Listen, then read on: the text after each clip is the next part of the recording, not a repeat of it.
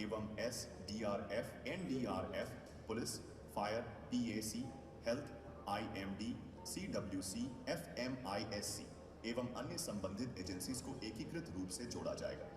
इसके साथ ही data analyst, data engineer, data वैज्ञानिक, मौसम विशेषज्ञ एवं संचार अधिकारी 24/7 कार्यरत रहकर निरंतर परिस्थितियों की निगरानी करेंगे। राज्य आपातकालीन संचालन केंद्र SEOC उत्तर प्रदेश में आपदा प्रबंधन का केंद्रीय कमांड एवं नियंत्रण केंद्र होगा।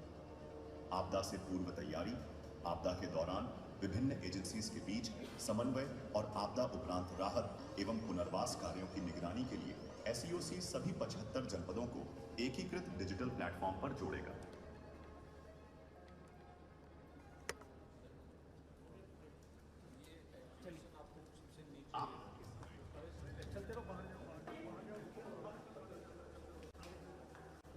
तीन चार ही है ना?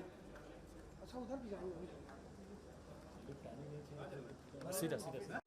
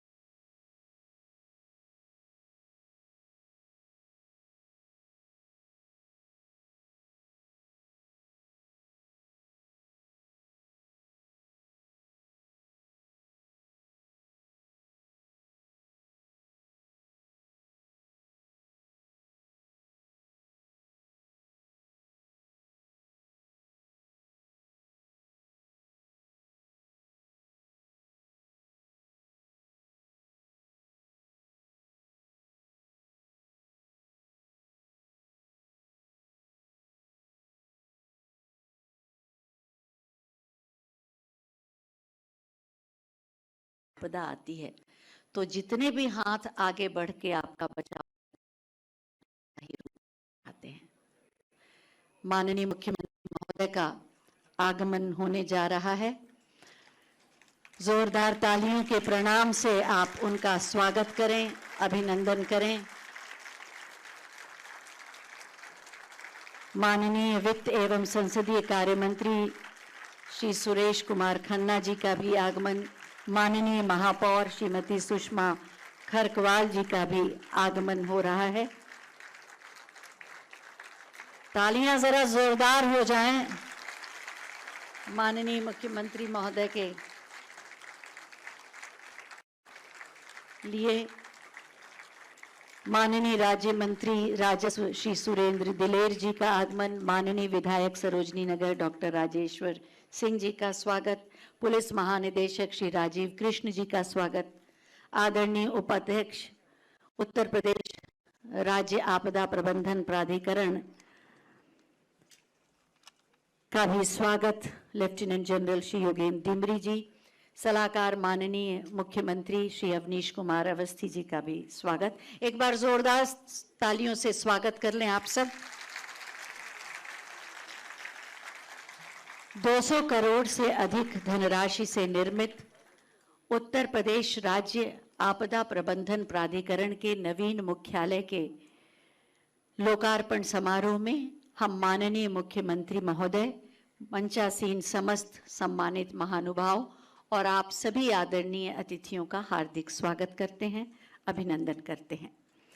हम सब की भावनाओं को आकार देने के लिए, मंच पर स्वागत करने के लिए अब मैं सबसे पहले उपाध्यक्ष UPSDMA lieutenant general Shri Yogendra Dimri ji से अनुरोध करूंगी कि गणेश प्रतिमा देकर माननीय मुख्यमंत्री महोदय का स्वागत करें।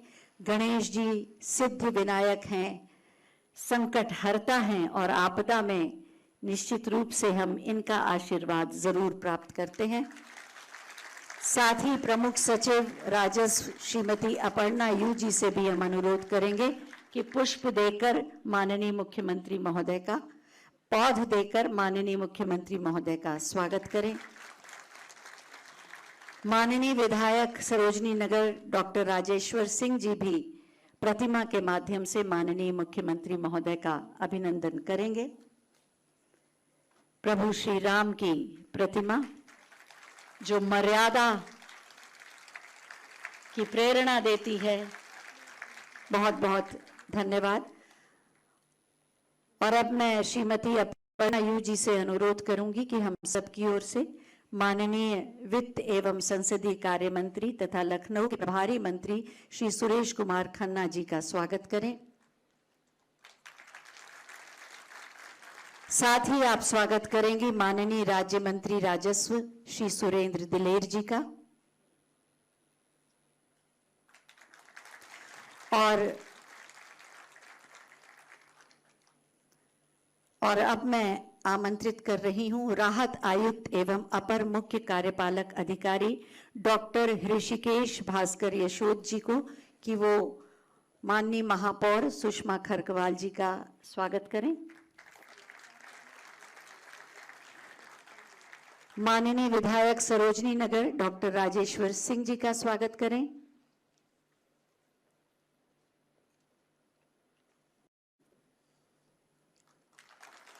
और साथ ही माननीय उपाध्यक्ष उत्तर प्रदेश राज्य आपदा प्रबंधन प्राधिकरण लेफ्टिनेंट जनरल श्री योगेंद्र डिमरी जी का भी स्वागत करें।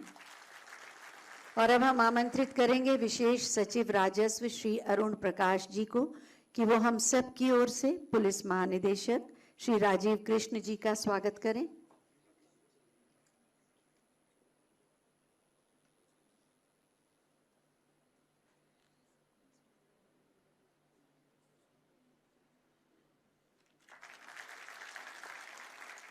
सलाहकार माननीय मुख्यमंत्री श्री अवनीश कुमार अवस्थी जी का स्वागत करें।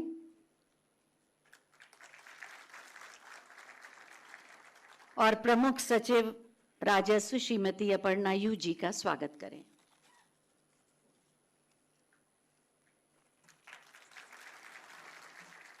और अब पौधों के माध्यम से स्वागत के बाद अब मैं उद्बोधन के माध्यम से स्वागत करने के लिए आमंत्रित कर रही हूं प्रमुख सचिव राजस्व श्रीमती अपर्णा यू जी को।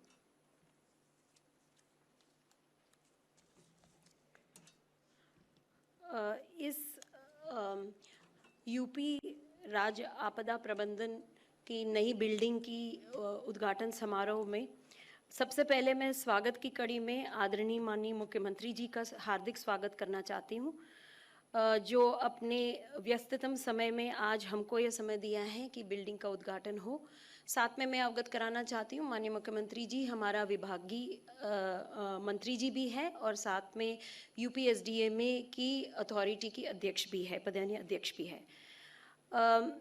साथ में मैं माननीय वित्त एवं संसदीय कार्य मंत्री जी का भी स्वागत करना चाह रही हूँ, जिनकी बहुत ही पॉजिटिव नेतृत्व में समय से हमारे आपदा प्रबंधन की जितनी भी वित्तीय नीड्स है वो सब पूरा हो जाता है।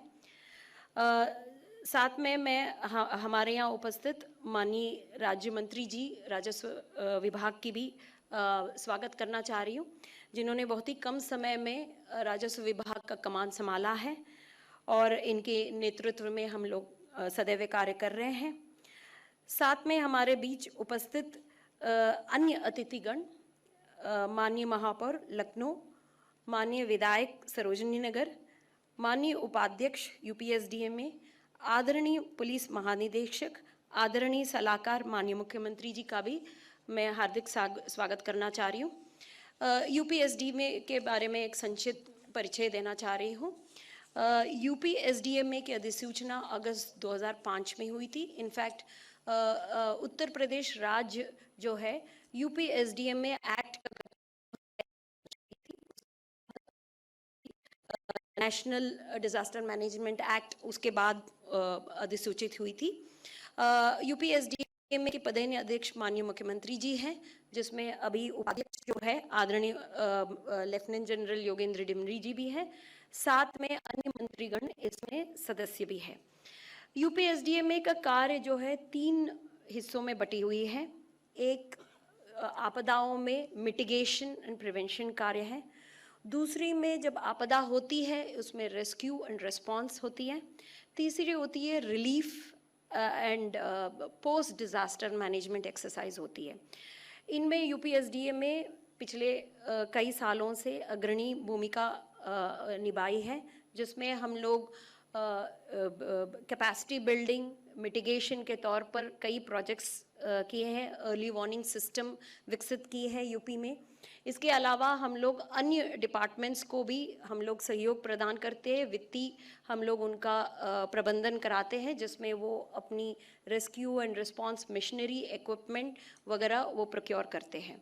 इसके साथ साथ रिलीफ एंड रिस्पांस में जब आपदा होती है तो हम लोग राज्य आपदा निधि से जो आप पीड़ित व्यक्ति है उनको हम लोग राहत की धनराशि भी वितरित करती है। साथ में हमारे यहाँ कुछ विशिष्ट कार्यक्रम भी चल रही हैं, जैसे सूखा प्रबंधन है, सर्पदंश है।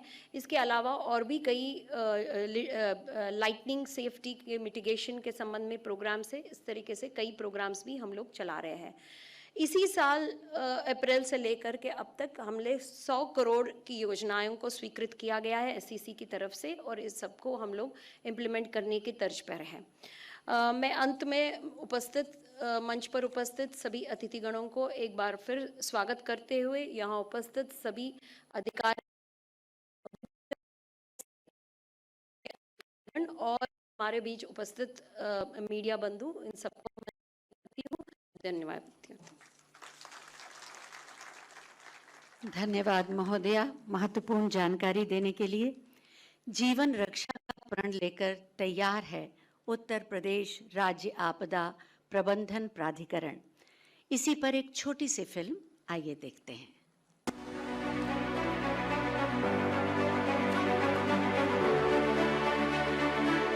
किसी भी आपदा में तैयारी, सतर्कता और त्वरित प्रतिक्रिया ही सबसे बड़ी सुरक्षा होती है। यशस्वी प्रधानमंत्री श्री नरेंद्र मोदी की आपदा जोखिम न्यूनीकरण संबंधी दूरदर्शी विजन और माननीय मुख्यमंत्री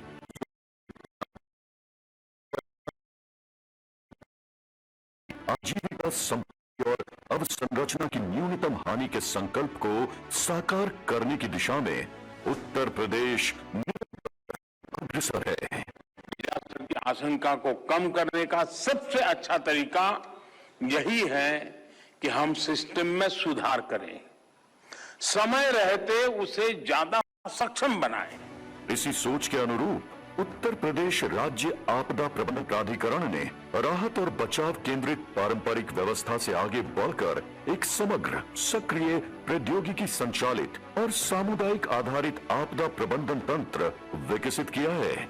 आपदा आने के बाद राहत पहुंचाना ही नहीं, बल्कि आपदा से पहले तैयारी सुनिश्चित करना आज उत्तर प्रदेश की रणनीति का मूल आधार है। इसी उद्देश्य से राज्य आपदा प्रबंधन योजना, बाढ़ कार्य योजना, हीट एक्शन प्लान, सर्पदंश एवं वज्रपात जैसी आपदाओं के लिए मानक संचालन प्रक्रिया तैयार की गई है।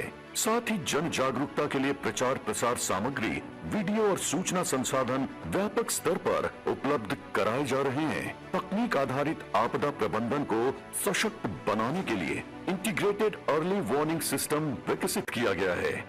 प्रदेश के अंदर हर आपदा को न्यूनतम स्तर तक पहुंचाने के लिए डबल इंजन की सरकार निरंतर कार्य कर रही है और मित्रों, उसी कार्यक्रम को आगे बढ़ाने के लिए यह इतनी अच्छी लोकेशन पर 1.5 एकड़ भूमि राज्य सरकार ने यहां पर एसडीएमए को, राजस्व विभाग को सौंपा और एसडीएमए का यह भवन, उत्तर प्रदेश राज्य आपदा प्रबंधन प्राधिकरण का यह भवन यहां पर अब बनने के लिए तैयार है। भारत सरकार की सचेत ऐप द्वारा जारी मौसम और आपदा संबंधी चेतावनियों को समय रहते प्रशासन, जनप्रतिनिधियों और नागरिकों तक पहुंचाई जा रही है, जिससे जीवन की रक्षा और जन धन की सुरक्षा सुनिश्चित हो सके।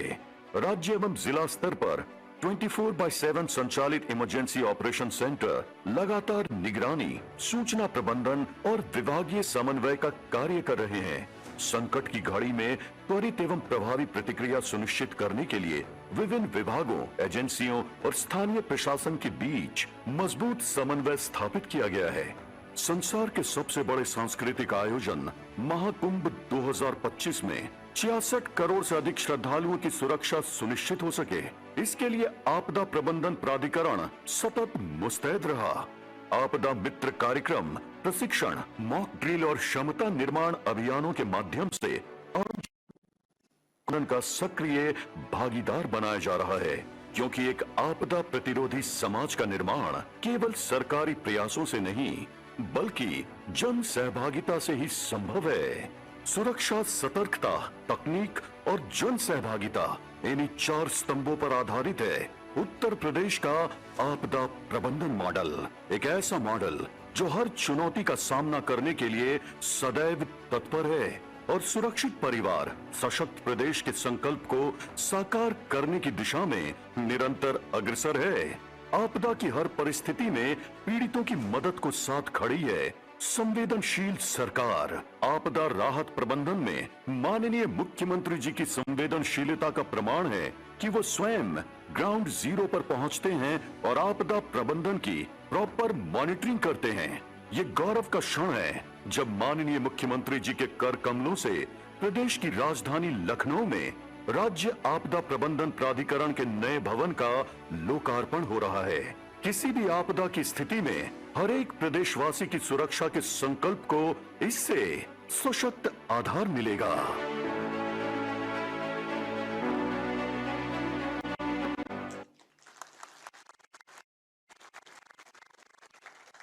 आपदा प्रतिरोधी उत्तर प्रदेश के निर्माण में ये प्राधिकरण निश्चित रूप से महत्वपूर्ण योगदान देगा। और अब मैं माननीय उपाध्यक्ष उत्तर प्रदेश राज्य आपदा प्रबंधन प्राधिकरण लेफ्टिनेंट जनरल श्री योगेंद्र डिमरी जी से अनुरोध करूंगी कि अपने उद्बोधन के लिए पधारें।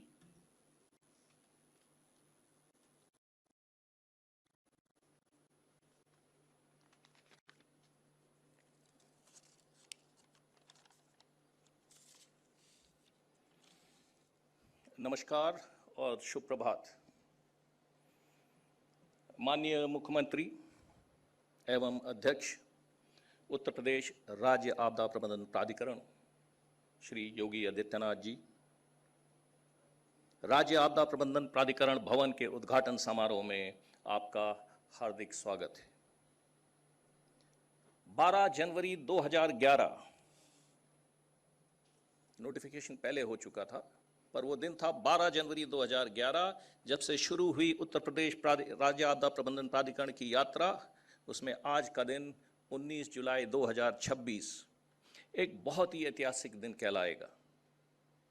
पिछले 15.5 सालों में पिकअप बिल्डिंग गोमती नगर में स्थित और कोविड काल से एनेक्सी में स्टेट कंट्रोल रूम और पिकअप बिल्डिंग के बीच बटा हुआ आज राज्य आपदा प्रबंधन प्राधिकरण का अपना भवन तैयार है।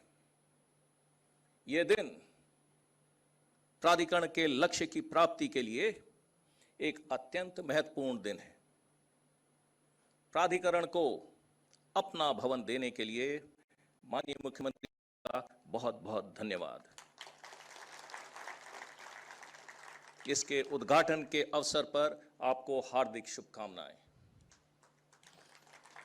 स्वागत है हमारे वित्त मंत्री श्री सुरेश खन्ना जी का। आपका व्यक्तिगत रूप से बाढ़ प्रभावित क्षेत्रों का निरीक्षण करना, राहत सामग्री वितरण करना और इस बात पर जोर देना कि कोई भी नागरिक बुनियादी आवश्यकताओं से वंचित न रह पाए, आपदा प्रबंधन के प्रति आपका एक बहुत ही प्रैक्टिकल, सक्रिय और नागरिक केंद्रित दृष्टिकोण दर्शाता है। स्वागत है हमारे राजस्व राज्य मंत्री श्री सुरेंद्र दिलेर जी का। आप आपदा प्रबंधन में विशेष रुचि रखते हैं। हमारे बीच मंच पर विराजमान हैं विधायक सरोजनी नगर डॉक्टर राजेश्वर सिंह जी, महापौर लखनऊ श्रीमती सुषमा स्वराज जी, उत्तर प्रदेश पुलिस के डीजीपी श्री राजीव कृष्णा जी और श्री अवनीश अवस्थी जी। आप सबकी गरिमामय अवस्थी ने इस सभा की शोभा को बहुत बढ़ाया है। आप सभी का स्वागत है। यहाँ पर बाकी उपस्थित सचिव, विशेष सचिव, विभागाध्यक्ष, उच्च अधिकारीगण, प्राधिकरण के पूर्व अधिकारीगण, अन्य महानुभाव, जनप्रतिनिधि, पूर्व चेतावनी एजेंसियां, प्रतिक्रिया बल और सहायक बलों के सदस्य, आपदा विशेषज्ञ, एसडीएमए एवं गैर सरकारी संस्थानों के सदस्य और मीडिया के साथियों, आप सभी का इस समारोह में स्वागत है।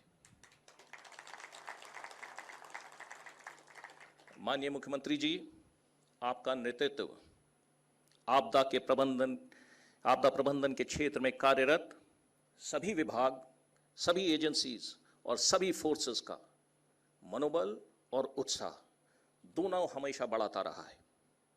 आपदा जोखिम न्यूनीकरण और आपदा प्रतिक्रिया में अधिक सुदृढ़ता लाने के उद्देश्य से तथा राज्य और जिला आपदा प्रबंधन प्राधिकरण को, सभी विभागों को, एजेंसियों को, प्रतिक्रिया बलों को इनके सुचारू एकीकरण के लिए आपकी दूरदृष्टि ने प्राधिकरण को अपना भवन होना उचित और आवश्यक समझा और 3 वर्ष पूर्व 1 जून 2023 को प्राधिकरण के लिए 200 करोड़ के इस भवन का आपके कर कमलों द्वारा शिलान्यास हुआ। आपके मार्गदर्शन से आज इस भवन में प्रशिक्षण और प्रशासनिक कार्यालयों के अलावा हमारा अपना एक प्रशिक्षण केंद्र है, जिसमें 100 प्रतिभागियों के लिए आवास, 3 प्रशिक्षण हॉल, पुस्तकालय और 200 प्रतिभागियों के लिए यह सभागार है। आगे चलकर आपके मार्गदर्शन में यही प्रशिक्षण केंद्र राज्य आपदा प्रबंधन संस्थान UPSIDM का रूप लेगा। पर इस भवन का केंद्र बिंदु है पंचम स्थल पर स्थित राज्य आपदा आपातकालीन संचालन केंद्र स्टेट EOC, जो कि अभी निर्माणाधीन है और कुछ दिनों में राज्य आपदा प्रबंधन के लिए कमान, नियंत्रण और समन्वय केंद्र इसका कार्य करेगा। प्रत्येक आपदा का प्रभावी रूप से सामना करने के लिए, प्रारंभिक चेतावनियों को संसाधित करने के लिए SEOC और 75 जिला आपदा प्रबंधन प्राधिकरण के DOC, जिसमें से 10 इस वर्ष बनाए जा रहे हैं, समस्त 17 नगर निगम और उनके कंट्रोल सेंटर, जहां शहरी आपदा प्रबंधन प्राधिकरण UDMA खड़े किए जा रहे हैं, सभी पूर्व चेतावनी एजेंसीज और सशस्त्र बलों, उनके कंट्रोल सेंटर, इन सभी के सुचारू एकीकरण के लिए, आपदा और राहत संसाधन आवंटन के प्रबंधन के लिए, आपदा स्थिति के दौरान डेटा और मीडिया संचार की सुविधा के लिए स्टेट EOC एक बहुत ही महत्वपूर्ण भूमिका निभाएगा। समस्त संबंधित विभाग, आप सब देखेंगे कि राज्य के आपदा प्रबंधन में और एक प्रभावी प्रतिक्रिया के लिए स्टेट EOC और विभागीय कंट्रोल सेंटर्स के बीच विभागों का सामंजस्य बढ़ेगा। आप सभी को अवगत कराना चाहता हूं कि आज उत्तर प्रदेश में हमारे करोड़ों नागरिकों के लिए, उनके जीवन, आजीविका और विकास की सुरक्षा के लिए आपदा प्रबंधन का फोकस प्रतिक्रिया और राहत से कई आगे बढ़कर रोकथाम, शमन और पूर्व तैयारी की दिशा में अग्रसर है।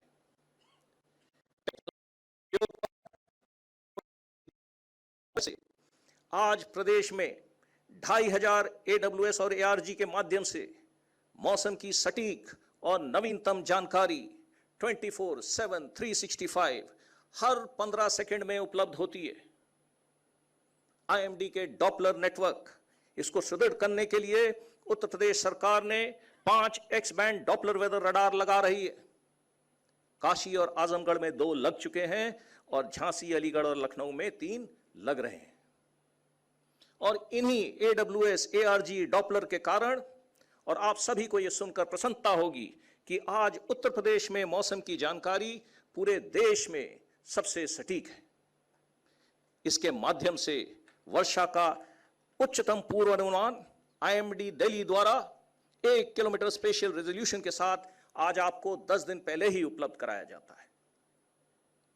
माननीय मुख्यमंत्री जी, आपके निर्देशानुसार आज हमारी फायर और इमरजेंसी सर्विसेज, SDRF और बाढ़ PAC के पास सबसे अच्छा और सबसे नवीनतम इक्विपमेंट है, जैसे कि multi disaster response vehicle, articulating water tower, advance tender, boat ambulance, fire fighting robot इत्यादि।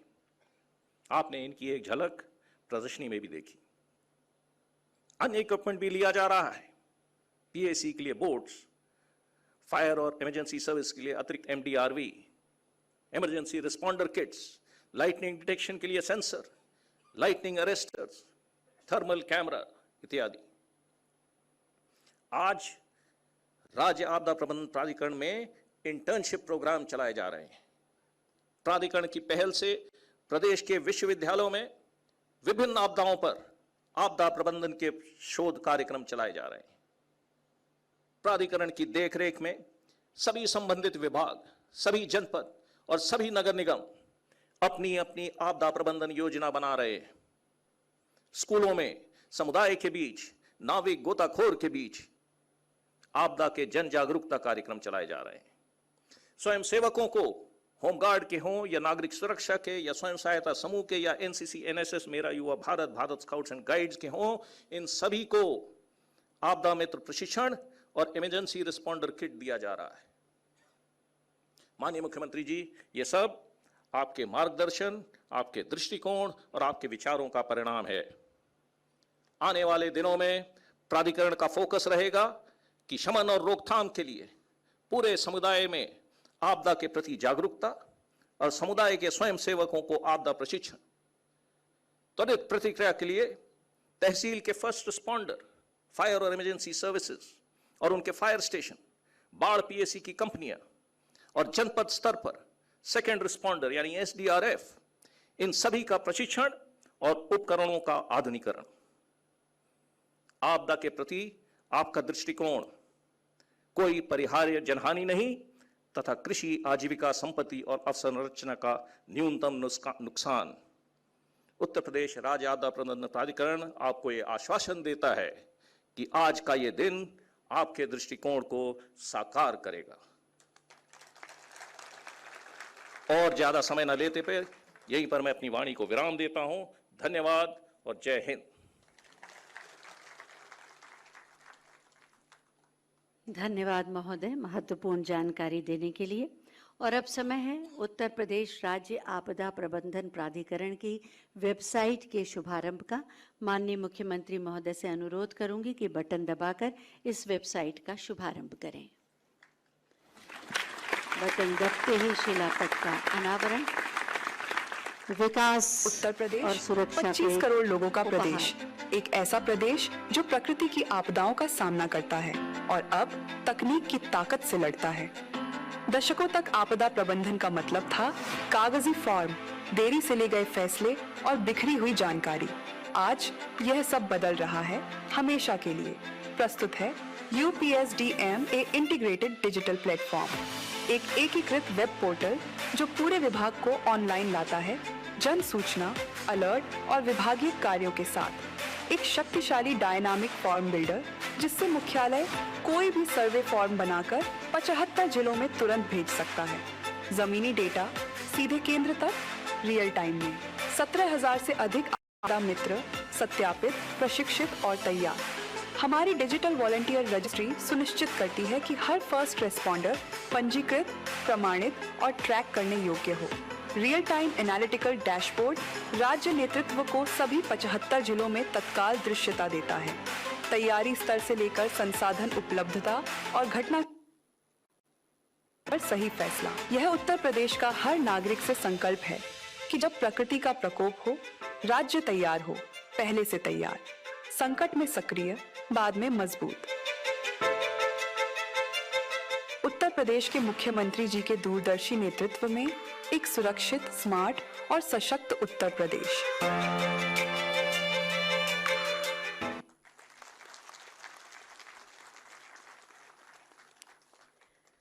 मंच पर आसीन हैं माननीय राज्य मंत्री राजस्व श्री सुरेंद्र दिलेर जी। हम उनसे अनुरोध करेंगे कि आज की सभा को संबोधित करने के लिए पधारें।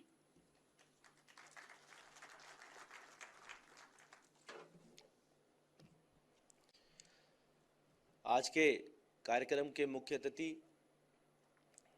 हमारे उत्तर प्रदेश सरकार के यशस्वी माननीय मुख्यमंत्री आदरणीय श्री योगी आदित्यनाथ जी, हमारे वरिष्ठ कैबिनेट मिनिस्टर आदरणीय श्री सुरेश खन्ना जी, मंचासीन अतिथिगण, जनप्रतिनिधिगण, वरिष्ठ अधिकारीगण एवं मेरे मीडिया के सम्मानित साथियों तथा उपस्थित देवियों और सज्जनों, आज उत्तर प्रदेश राज्य आपदा प्रबंधन प्राधिकरण के नवनिर्मित भवन लोकार्पण के इस ऐतिहासिक अवसर पर आप सभी के मध्य उपस्थित होकर मुझे अत्यंत प्रसन्नता हो रही है। यह भवन केवल ईंट पत्थरों से निर्मित एक संरचना नहीं, बल्कि यह उत्तर प्रदेश के सुरक्षित, सक्षम और आपदा प्रतिरोधी भविष्य की सोच का प्रतीक है। माननीय मुख्यमंत्री जी के नेतृत्व में प्रदेश सरकार इस व्यवस्था को और अधिक मजबूत बनाने के लिए निरंतर कार्य कर रही है। उत्तर प्रदेश सरकार जैसे विशाल राज्य में आपदा प्रबंधन केवल एक प्रशासनिक दायित्व नहीं, बल्कि करोड़ों नागरिकों के जीवन का सुरक्षा विकास महत्वपूर्ण आधार है। प्रदेश सरकार का लक्ष्य केवल आपदा आने पर राहत पहुंचाना नहीं, बल्कि पहले से तैयारी करके आपदा से होने वाले नुकसान को कम से कम किया जा सके, यह प्रदेश सरकार की प्राथमिकता है। माननीय प्रधानमंत्री जी के दूरदर्शी एवं माननीय मुख्यमंत्री जी के नेतृत्व में 200 करोड़ की लागत से अत्याधुनिक भवन का लोकार्पण किया जा रहा है। यह भवन आधुनिक सुविधाओं से सुसज्जित है। प्रदेश सरकार का संकल्प है कि आपदा के समय पहले से तैयारी, समय पर निर्णय, बेहतर तालमेल के माध्यम से लोगों के जीवन और संपत्ति को सुरक्षा सुनिश्चित। इस उद्देश्य से भवन के पंचम तल पर स्टेट इमरजेंसी सेंटर SEOC विकसित किया जा रहा है। यह SEOC उत्तर प्रदेश की आपदा प्रबंधन प्रणाली का डिजिटल कमांड, कंट्रोल एवं कोऑर्डिनेशन सेंटर रहेगा। यहां से प्रदेश के सभी 75 जनपद SDRF, NDRF, पुलिस, फायर, स्वास्थ्य विभाग, भारतीय मौसम विभाग, केंद्रीय जल आयोग तथा अन्य संबंधित एजेंसियां एक ही प्लेटफॉर्म पर रियल टाइम समन्वय के साथ कार्य करेंगी। विगत वर्ष प्रदेश के 44 जनपदों में 118 तहसीलों में 1800 से अधिक स्वयं सहायता समूह के महिलाओं के प्रशिक्षण द्वारा प्रशिक्षण दिया गया। उन्होंने 2361 गांवों और 4824 मजरों में लोगों को आपदा के प्रति जागरूक करने का किया। माननीय मुख्यमंत्री जी के कुशल दूरदर्शी जन कल्याणकारी नेतृत्व में उत्तर प्रदेश सरकार ने आपदा प्रबंधन के क्षेत्र में नई पहचान स्थापित की है। आज प्रदेश के सभी 75 जनपदों में आपदा प्रबंधन प्राधिकरण एवं जिला इमरजेंसी ऑपरेशन सेंटर सक्रिय हैं, जिससे राहत, एवं बचाव कार्य अधिक त्वरित और प्रभावी ढंग से हो सकते हैं। इसी के साथ मैं अपनी वाणी को विराम देता हूं। जय हिंद, जय भारत, जय श्री राम। धन्यवाद महोदय। सुरक्षा का हुआ विस्तार, मिलकर ही होगा हर संकट पार। मंच पर आसीन माननीय वित्त एवं संसदीय कार्य मंत्री और लखनऊ के प्रभारी मंत्री श्री सुरेश कुमार खन्ना जी से अनुरोध है कि वो उद्बोधन के लिए पधारें। बहुत बहुत धन्यवाद उद्घोषका जी। आज के कार्यक्रम के शिखर पुरुष के यशस्वी मुख्यमंत्री, राज्य आपदा मैनेजमेंट प्राधिकरण के अध्यक्ष आदरणीय योगी आदित्यनाथ जी, मंच पर विराजमान सम्माननीय सुरेंद्र दिलेर जी, सम्माननीय महापौर श्रीमती सुषमा खरगवाल जी, इस क्षेत्र के लोकप्रिय विधायक सम्माननीय श्री डॉक्टर राजेश्वर सिंह जी, सम्माननीय श्री डिमरी साहब, पुलिस महानिदेशक सम्माननीय अवस्थी जी, हमारे राजस्व की प्रमुख सचिव श्रीमती जी और यहाँ पर उपस्थित सभी सम्मानित बहनों और भाइयों, आज का ये कार्यक्रम संवेदनशीलता का एक बहुत बड़ा उदाहरण है। एक बहुत बड़े फिलासफर ने कहा था कि विपत्ति जब आती है तो दो प्रकार का रिएक्शन होता है। एक रिएक्शन तो व्यक्ति को कठोर बनाता है और दूसरा रिएक्शन व्यक्ति को दयालुता देता है, दयालु बनाता है। माननीय मुख्यमंत्री जी का ये प्रयास, जिस प्रकार से यहाँ पर एक भवन का लोकार्पण हो रहा है, वो एक अपने अत्यंत सराहनीय है और उनकी संवेदनशीलता इससे प्रदर्शित होती है। अभी हाल ही में हमने लखनऊ में देखा कि एक स्थान पर आग लग गई थी और जिस प्रकार से वो अपना कार्यक्रम छोड़कर सीधे वहां पहुंचे और उसके बाद उन्होंने अस्पताल में जाकर उन लोगों का हालचाल लिया। ये व्यक्ति कोई थोपी हुई चीज नहीं होती, ये तो मन से होता है कि हम कितने संवेदनशील हैं। दूसरे के दर्द को अपना दर्द समझकर उसका निवारण करना और बचाव करना, मैं समझता हूं कि आज के कार्यक्रम का मुख्य उद्देश्य है।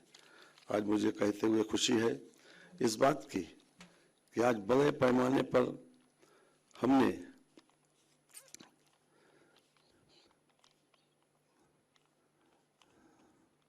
जो माननीय मुख्यमंत्री जी की अध्यक्षता में प्रदेश में राज्य आपदा प्रबंधन प्राधिकरण का गठन किया गया है। वर्तमान में प्राधिकरण द्वारा आपदा प्रबंधन के क्षेत्र में नवाचार, तकनीकी क्षमता विकास तथा राहत एवं प्रतिक्रिया कार्यों पर विशेष बल दिया जा रहा है।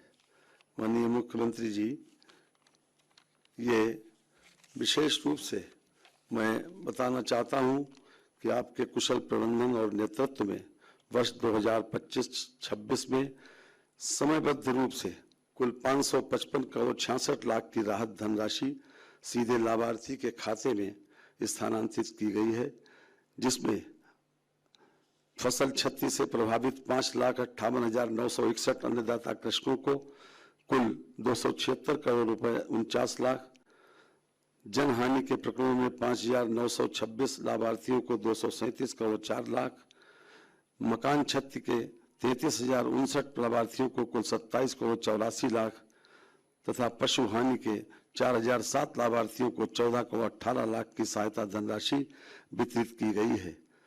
इसके अतिरिक्त प्रदेश में आपदाओं के प्रबंधन हेतु बाढ़ राहत किट, कंबल एवं अन्य राहत कार्यों हेतु राज्य आपदा मोचक निधि, राज्य आपदा न्यूनीकरण निधि एवं राष्ट्रीय आपदा मोचक निधि से कुल 312 करोड़ 44 लाख रुपए की धनराशि व्यय की गई है। वर्तमान वित्तीय वर्ष 2026-27 में विभिन्न आपदाओं से प्रभावित व्यक्तियों लाभार्थियों के खातों में 151 करोड़ 98 लाख की धनराशि स्थानांतरित की जा चुकी है। ये अपने आप में एक उदाहरण है। राष्ट्रीय आपदा मोचक निधि में एवं राज्य आपदा मोचक निधि में अग्निशमन एवं आपात सेवा विभाग को 768.67 करोड़ रुपए की परियोजना स्वीकृत की गई है, जिसके अंतर्गत जिला तहसील स्तर पर अग्निशमन केंद्रों की स्थापना के साथ साथ आधुनिक उपकरण भी उपलब्ध कराया जाना है। माननीय विशेष रूप से माननीय मुख्यमंत्री जी ने प्रशिक्षण के ऊपर जोर दिया है।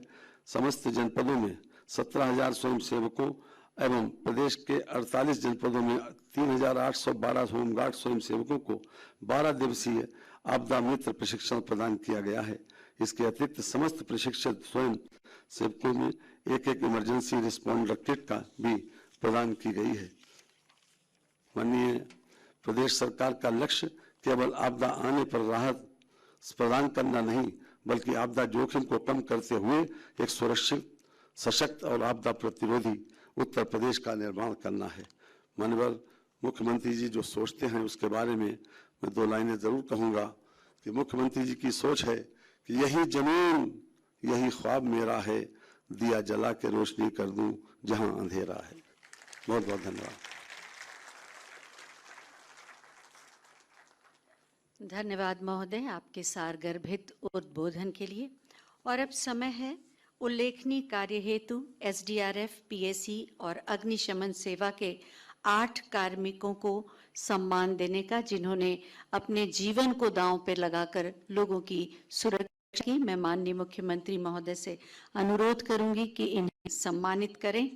सबसे पहले मैं बुला रही हूं 11वीं राष्ट्रीय आपदा मोचन बल वाराणसी के मुख्य आरक्षी श्री सुभाष चंद्र जी को, जिन्होंने अयोध्या में सरयू नदी में फंसे श्रद्धालुओं की जान बचाई थी।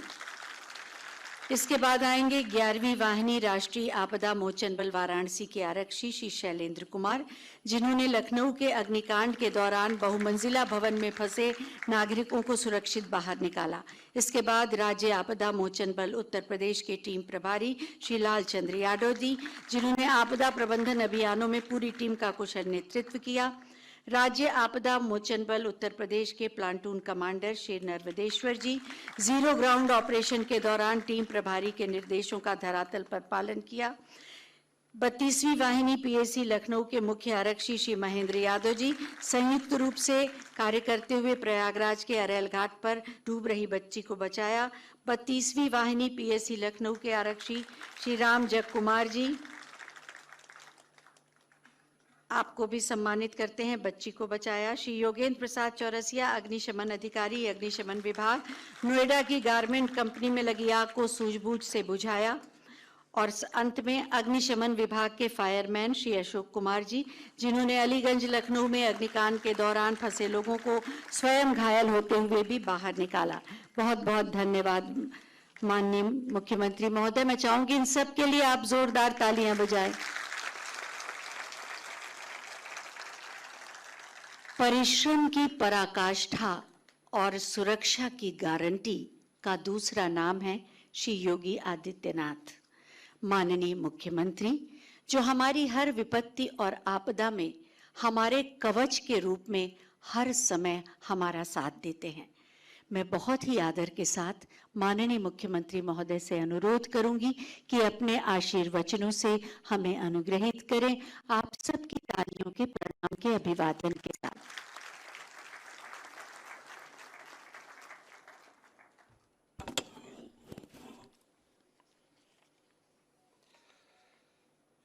उत्तर प्रदेश राज्य आपदा प्रबंधन प्राधिकरण एसडीएमए के इस नवनिर्मित भवन के उद्घाटन कार्यक्रम में समारोह में यहाँ पर मेरे साथ उपस्थित प्रदेश सरकार में मंत्रिमंडल के मेरे वरिष्ठ सहयोगी, वित्त एवं संसदीय कार्य मंत्री श्री सुरेश कुमार खन्ना जी, राजस्व विभाग के राज्य मंत्री श्री सुरेंद्र दिलेर जी, लखनऊ की महापौर श्रीमती सुषमा खड़कवाल जी, मान्य विधायक सरोजनी नगर श्री राजेश्वर सिंह जी, एसडीएमए के उपाध्यक्ष लेफ्टिनेंट जनरल योगेंद्र डिमरी जी, पुलिस महानिदेशक उत्तर प्रदेश श्री राजीव कृष्ण जी, उत्तर प्रदेश शासन के सलाहकार श्री अवनीश अवस्थी जी, प्रमुख सचिव श्रीमती अपर्णा यू जी, एसडीएमए के पूर्व VC lieutenant general Shahi ji, DG PAC और एसडीआरएफ श्री आलोक सिंह जी, आज के इस कार्यक्रम में उपस्थित उत्तर प्रदेश राज्य आपदा प्राधिकरण से जुड़े हुए अन्य सभी कार्मिकगण, उत्तर प्रदेश शासन से जुड़े हुए हमारे सभी अधिकारीगण, उपस्थित बहनों और भाइयों, मैं सबसे पहले उत्तर प्रदेश राज्य आपदा प्रबंधन प्राधिकरण के इस नवनिर्मित भवन के उद्घाटन कार्यक्रम के अवसर पर प्राधिकरण को और इस पूरी व्यवस्था के साथ जुड़े हुए जितने भी स्टेक होल्डर्स हैं, इन सबको हृदय से बधाई देता हूं।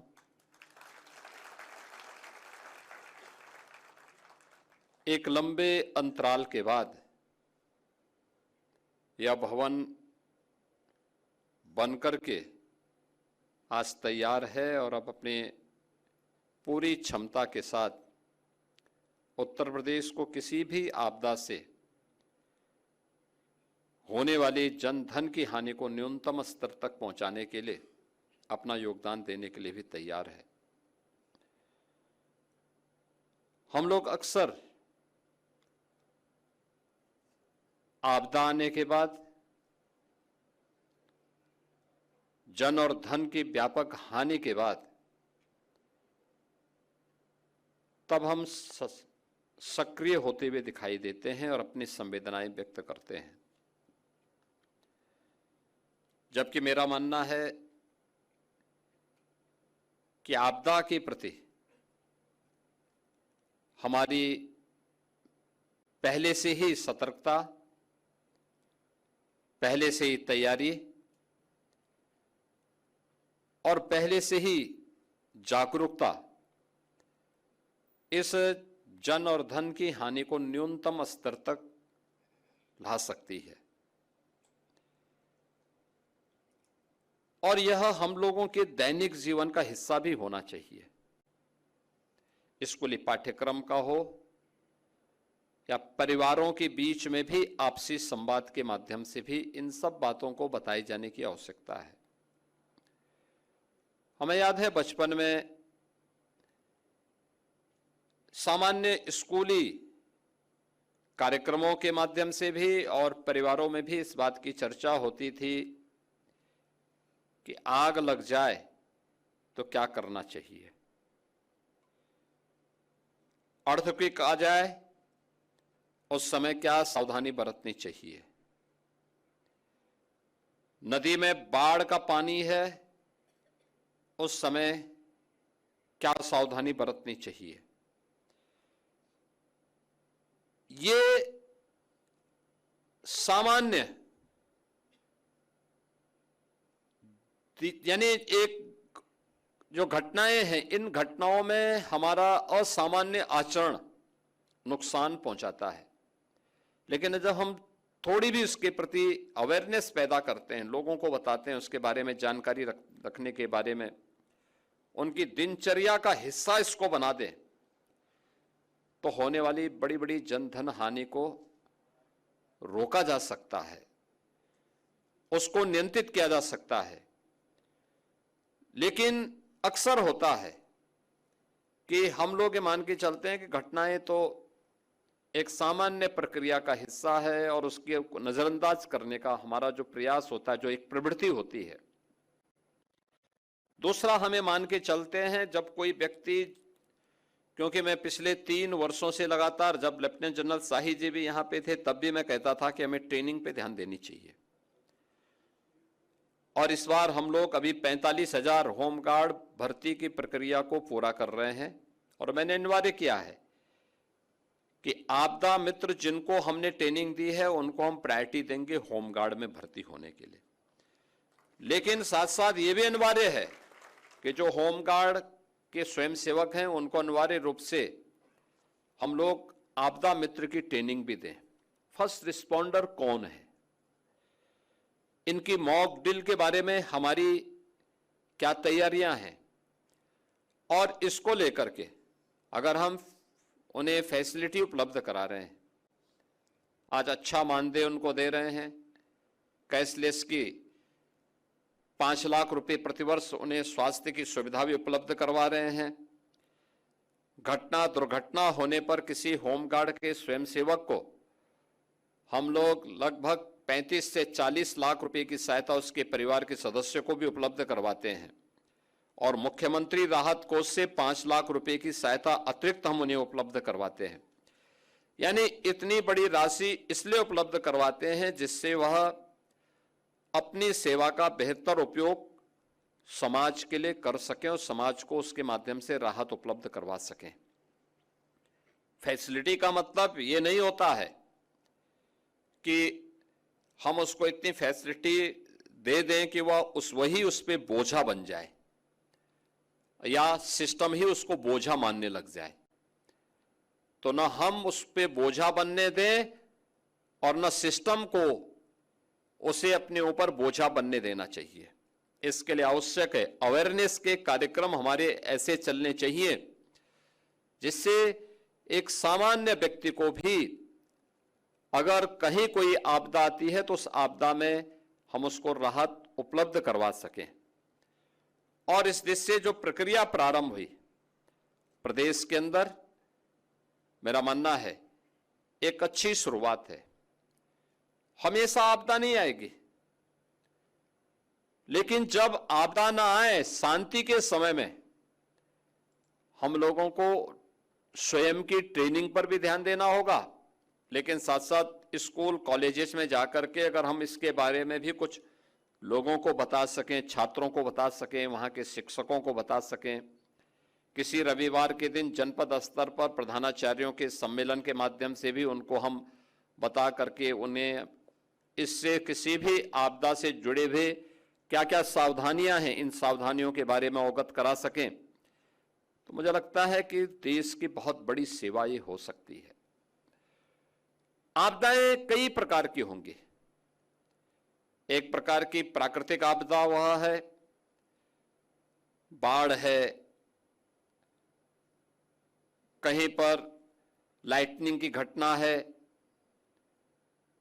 अतिवृष्टि के कारण होने वाली जनधन की हानि का हो, या फिर मानव की असावधानी से होने वाली आपदाएं, अग्निकांड की घटनाएं हैं, या किसी भवन की गलत डिजाइनिंग के कारण या किसी दुर्घटना के कारण भवन का हो जाना है। ये सभी, इसके साथ ही कुछ ऐसी भी आपदाएं हैं जिन्हें आप एक प्रकार से आधी भौतिक आपदा के रूप में ले सकते हैं, यानी किसी जीव के द्वारा पहुंचाई जाने वाली हानि। और मुझे प्रसन्नता है कि उत्तर प्रदेश देश का पहला राज्य था जिसने मानव वन्य जीव द्वंद्व को भी आपदा की श्रेणी में लेकर के उससे लोगों को राहत देने का कार्य किया। अब ये मैं देख रहा था, 2 दिन पहले बहराइच के पास एक घटना घटित हुई। एक 12 साल के लड़के को क्रोकोडाइल ने पूरी तरह निगल डाला। अगर हम थोड़ी सावधानी बरतें, लोगों को पहले से पता है कि क्रोकोडाइल के प्रति कौन से क्षेत्र संवेदनशील है। ऐसा तो है नहीं कि क्रोकोडाइल बहुत लंबी दूरी तय करता हो, नहीं दूरी तय करता हो, मुश्किल से अपने पूरे जीवन भर में 3 से 4-5 किलोमीटर की दूरी के दायरे, उसी दायरे में रहता है। उसके उस लक्षण के बारे में हमें जानकारी है, लेकिन उस सब के बावजूद भी जबरदस्ती कोई व्यक्ति उसके साथ खिलवाड़ करने लग जाए, हम लोगों को उसके बारे में बताएं ना, उसके बारे में कोई अलर्ट वहां पे जारी ना हो। लोग वीडियो बनाते रहते हैं लेकिन कोई भी उसके बारे में बचाव के लिए या वहां न जाने के लिए लोगों को हिदायत नहीं दे पाते हैं। 12 साल की उम्र क्या होती है, लेकिन उस बच्चे को क्रोकोडाइल निगल गया। नियमित रूप से मानव वन्य जीव के बीच में होने वाले द्वंद्व और उसके कारण होने वाली हानि के बारे में हम लोगों के स्तर पर अभी भी जो प्रयास होने चाहिए, भाई हर व्यक्ति जान रहा है। मैं कल बिजनौर में था, परसों में बिजनौर में था, और बिजनौर के अंदर में मैं इस बात को देख रहा था। हम लोगों ने वहां पे पिछले 2 वर्ष में 80 लेपर्ड हम लोगों ने वहां से रेस्क्यू किए हैं। मैंने वहां पूछा लोगों से, मैंने कभी इतने बड़े पैमाने पे लेपर्ड यहां कैसे आ गए? उन्होंने कहा साहब ये उनकी संख्या भी बढ़ी है, दूसरा ये सभी गन्ने की बेल्ट के अंदर ही ये ज्यादा पाया जा रहा है। सोगर लेपर्ड के रूप में लोगों ने उसका नाम दे दिया।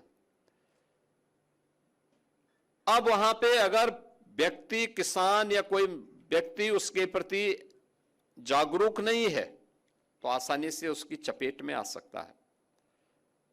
आप देखें, इस बात को देखेंगे कि एक टाइगर और एक लेपर्ड के स्वभाव में बहुत अंतर होता है। टाइगर अचानक हमला नहीं करता, लेकिन लेपर्ड धूर्ततापूर्वक पीछे से हमला करता है, और जब भी उसको अवसर मिलता है वह छोड़ता नहीं किसी को। अगर हम उसके स्वभाव के बारे में और उसके द्वारा जो खतरे वाले क्षेत्र हैं उसको चिन्हित करके लोगों को अवगत करा सकेंगे तो बहुत बड़े पैमाने पे जन हानि को हम रोक सकते हैं। मैं भी देख रहा था, यहां पे मानव वन्य जीव द्वंद्व में 4000 से अधिक लोग इसकी चपेट में आए हैं। 5000 से अधिक लोग अन्य प्राकृतिक आपदा की चपेट में आए हैं, यानी 9000 से अधिक लोग उत्तर प्रदेश के अंदर इस आपदा की चपेट में आए हैं। लाइटनिंग की घटना इतनी कठिन नहीं है कि उसके कारण लोगों की जान बचाई ना जा सकती हो, बचाई जा सकती है। लेकिन हम कम से कम आज के समय में टेक्नोलॉजी है,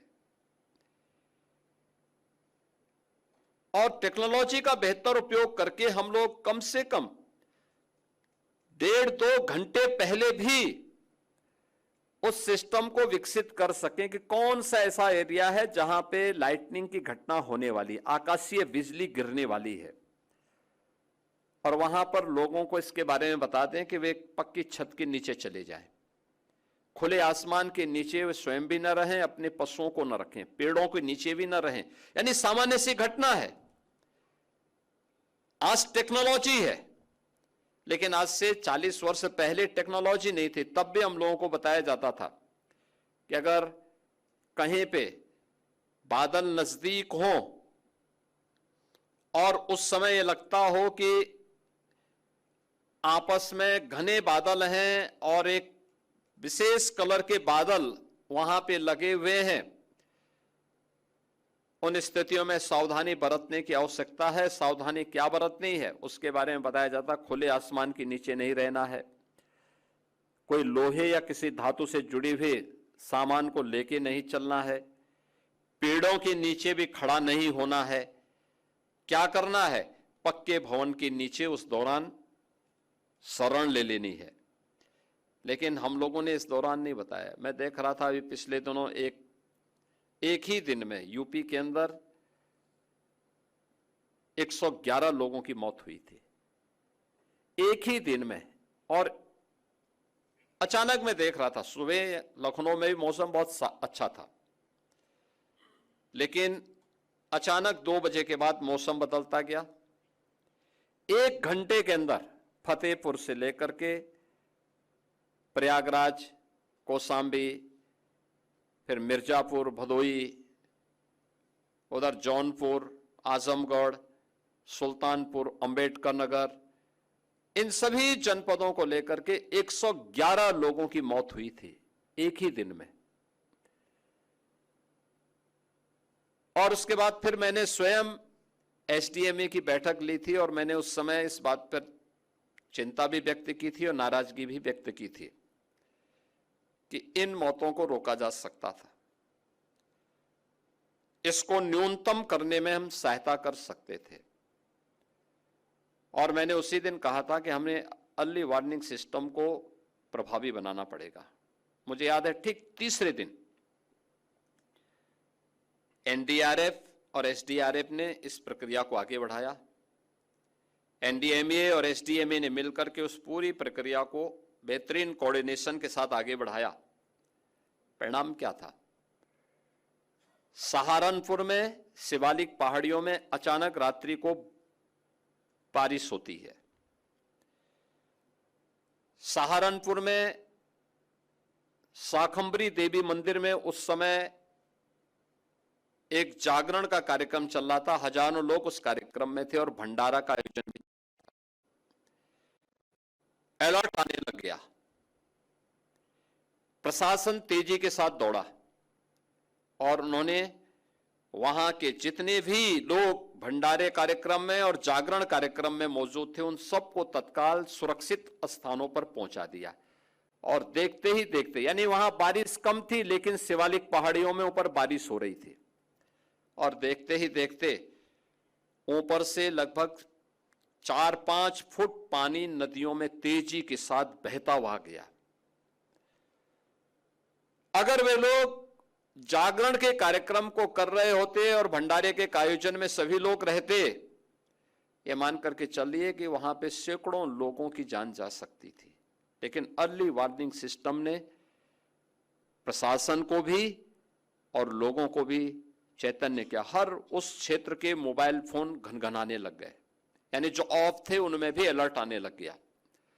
और परिणाम क्या था? इतनी बड़ी जनधन की हानि, केवल 2 लोगों की दुर्भाग्यपूर्ण मौत हुई। 2 डेड बॉडी वहां मिली। एक वह महिला थी जो पानी आने के बाद केवल पैर से, यानी एक तख्ते में बैठ के पैर से वो पानी नापने लग गई। देखते हो कितनी गहरा है।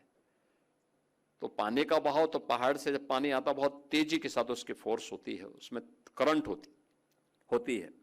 एक उसकी चपेट में आए और एक अन्य, ये 2 लोग उसकी चपेट में आए थे। यानी हम टेक्नोलॉजी का उपयोग करके भी इसका हम बेहतरीन रूप से बचाव के कार्यक्रम के साथ जुड़ सकते हैं। और मेरा मानना है कि जब इतनी बेहतरीन सुविधा से युक्त यह एसडीएमए के भवन को आज यहां पे उपलब्ध कराया जा रहा है, मेरा मानना है डिजास्टर मैनेजमेंट से जुड़े हुए अच्छे संस्थानों के साथ एसडीएमए का समन्वय, ये आज की सबसे बड़ी आवश्यकता होगी।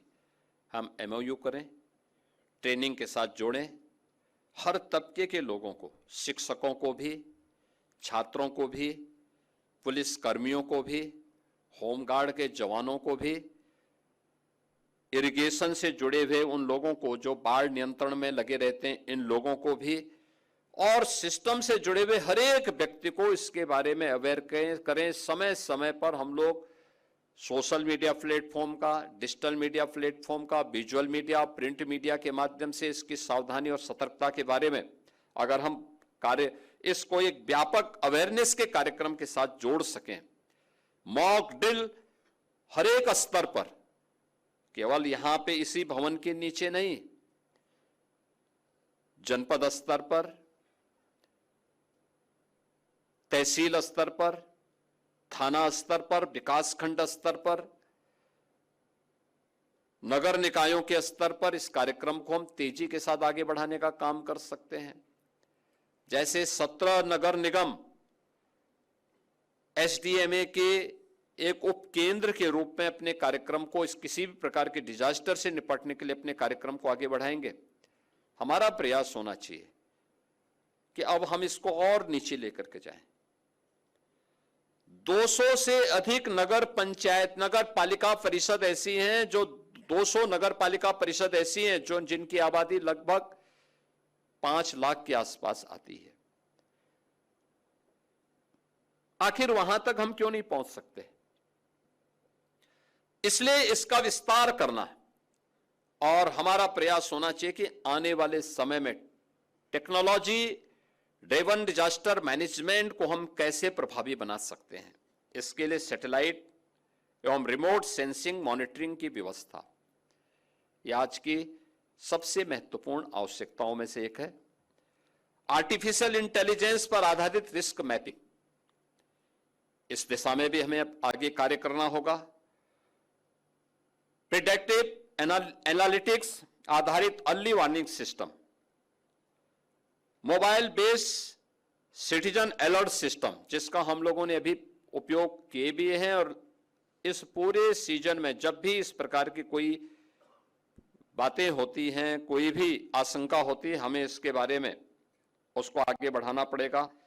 जीआईएस आधारित decision making and digital control room, इन सब को हमें प्रभावी बनाना पड़ेगा। और मेरा मानना है कि ड्रोन आधारित सर्च एंड रेस्क्यू ऑपरेशन का और अधिक इंटीग्रेट यूज हमें आज की आवश्यकताओं में है।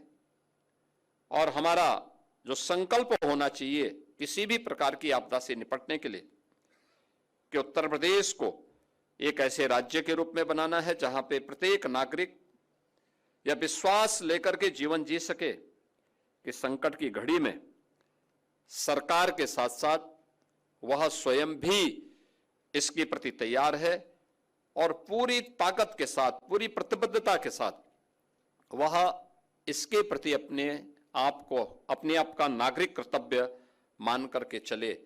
यह एक नागरिक कर्तव्य का हिस्सा होना चाहिए, यह राष्ट्रीय कर्तव्य का हिस्सा हमारा होना चाहिए। इस विश्वास के साथ हम सब आगे बढ़ पाएंगे। मैं एक बार फिर से आज के इस कार्यक्रम के अवसर पर एसडीएमए को इस नए भवन के लिए हृदय से बधाई देता हूं। उनसे जुड़े हुए जितने भी स्टेक होल्डर हैं उन सबको मैं इसके लिए बधाई देता हूं और विश्वास करता हूं कि यह एक बेहतरीन केंद्र बनकर के उत्तर प्रदेश के प्रत्येक नागरिक के मन में एक नए विश्वास का जागरण करेगा। आज के इस अवसर पर हम लोगों ने आपदा के फील्ड में जिन लोगों ने प्रशंसनीय कार्य किया है, ऐसे 8 कार्मिकों को हम लोगों ने यहाँ पे सम्मानित किया है। मुझे विश्वास है कि आने वाले समय में इसमें हम एनडीआरएफ को भी, एसडीआरएफ को भी और अन्य सभी विभागों को जोड़ेंगे। अच्छा होगा वर्ष में एक बार कार्यक्रम उनको भी जोड़ने की आवश्यकता है। जो लोग इन सभी विभागों से नहीं जुड़े हैं लेकिन सामान्य रूप से अपने स्तर पर भी उस नाविक के बारे में भी सोचना है जो किसी की जान बचाता है। हमें उस व्यक्ति के बारे में भी सोचना है जो मानव वन्य जीव संघर्ष में किसी अमूल्य जीवन को बचाने में अपना योगदान देता है। उन सब के बारे में भी हमें इसके बारे में एक नई सोच को विकसित करना पड़ेगा, उन्हें सम्मानित करना पड़ेगा। एसडीएमए के माध्यम से इस प्रक्रिया को आगे बढ़ाने की आवश्यकता है। और मेरा मानना है कि आपदा प्रबंधन के लिए आज के दिन पे धनराशि की कमी नहीं, बल्कि उसके उचित नियोजन की दिशा में किए जाने वाले प्रयासों को उसी एक नियत के साथ हमें प्रभावी ढंग से लागू करना चाहिए। मैं इस अवसर पर एक बार फिर से एसडीएमए के इस भवन के लिए आप सभी को, पूरे प्रदेश वासियों को हृदय से बधाई देता हूं। धन्यवाद। जय हिंद। बहुत बहुत धन्यवाद माननीय, आपके प्रेरणादायी बहुमूल्य मार्गदर्शन के लिए। और अब मैं अतिथियों के प्रति आभार व्यक्त करने के लिए आमंत्रित कर रही हूं राहत आयुक्त एवं अपर मुख्य कार्यपालक अधिकारी डॉक्टर ऋषिकेश भास्कर यशोद जी को।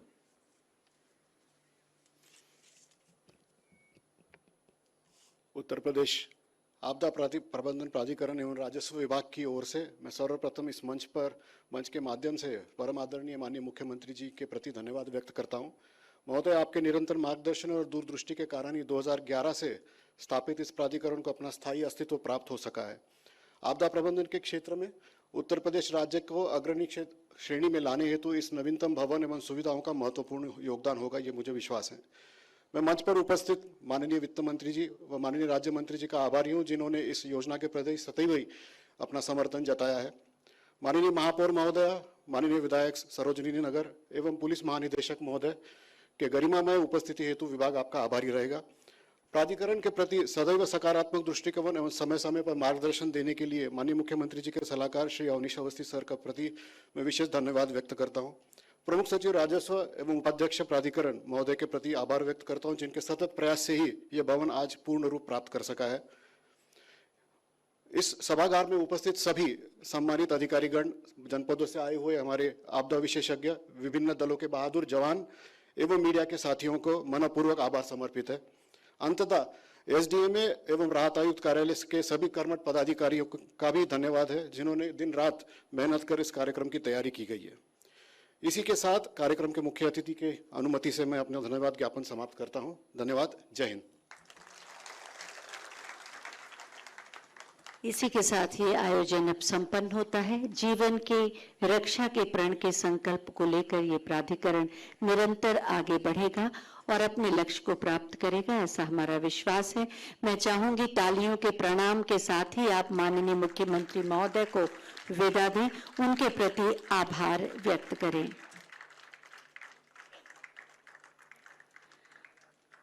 आप सभी का बहुत बहुत आभार।